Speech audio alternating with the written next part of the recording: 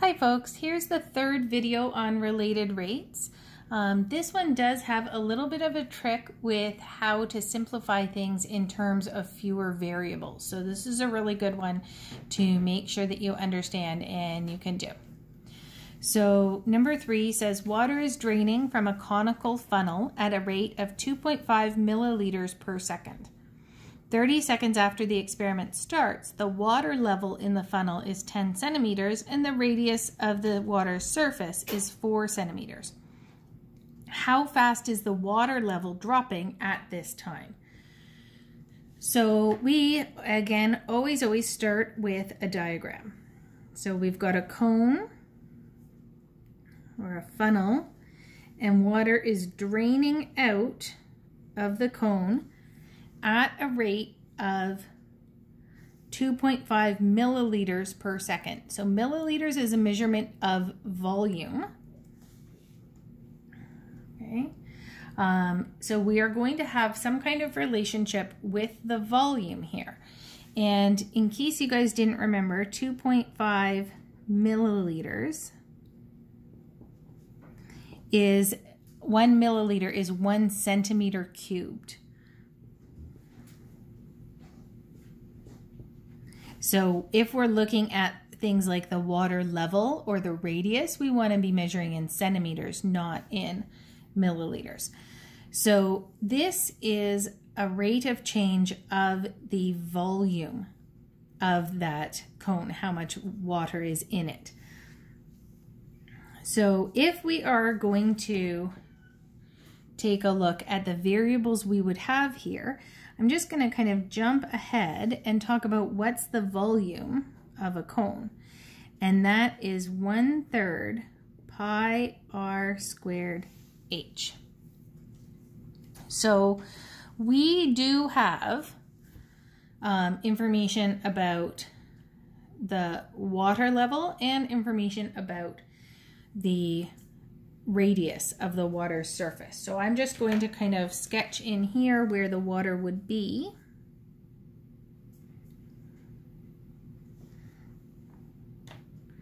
That we have a radius of the water's surface and the height of the water.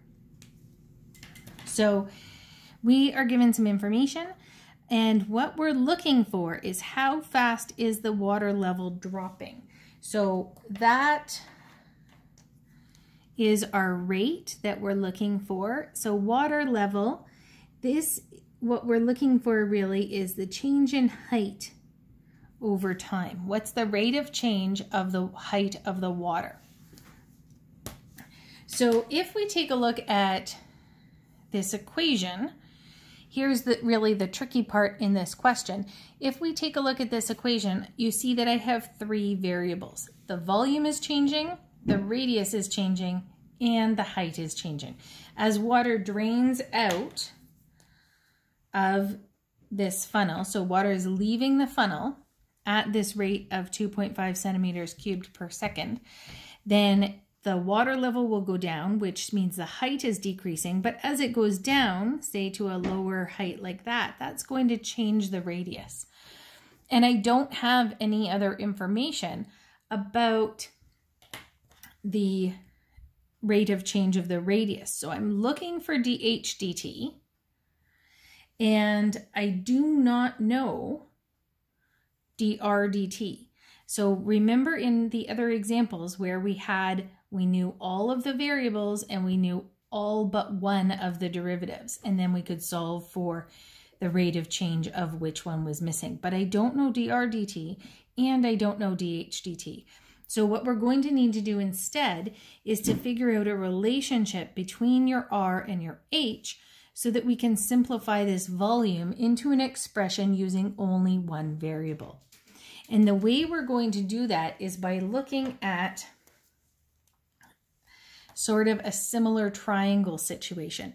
This slant of the cone is going to be constant the whole time.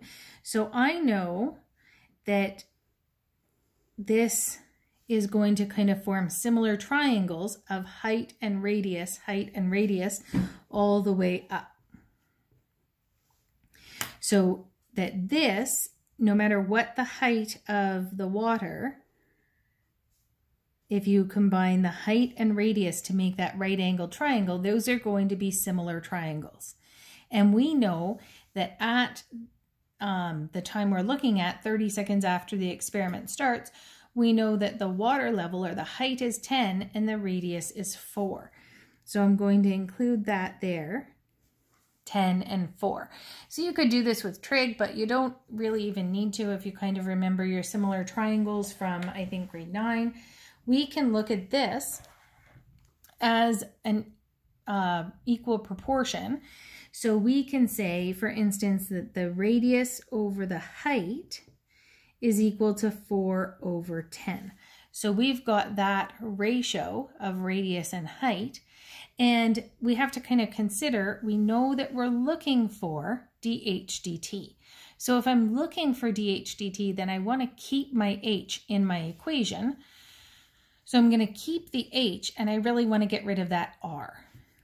So I'm going to say r equals, down here, 4h over 10, or 2h over 5. So I'm going to take this value of r and substitute that in to the volume equation to get a simplified equation in fewer variables. Sometimes we need to do that.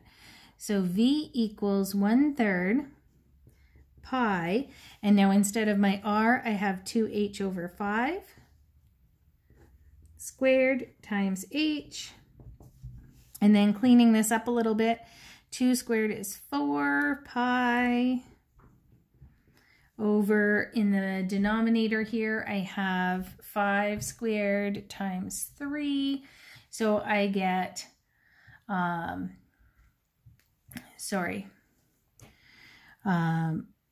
75, and then h squared and another h is h cubed. So here we've got a simplified expression for volume using fewer variables.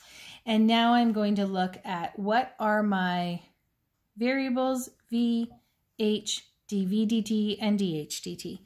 So here v equals, h equals, dv dt equals, and dh dt equals.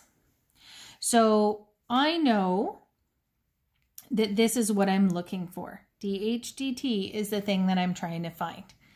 I know that when I'm trying to find the rate of change of the height, it's at the time when the height is 10 centimeters. I don't know my volume. I could figure it out by substituting in an h equals 10, but I actually am not going to need to, and you'll see why that is when we do the derivative there.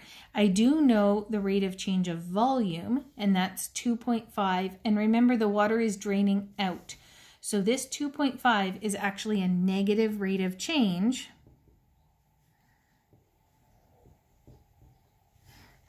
of negative 2.5 because it's decreasing. So now I've got everything but volume, and that we are not going to need, but we could go back and find out if we did need it.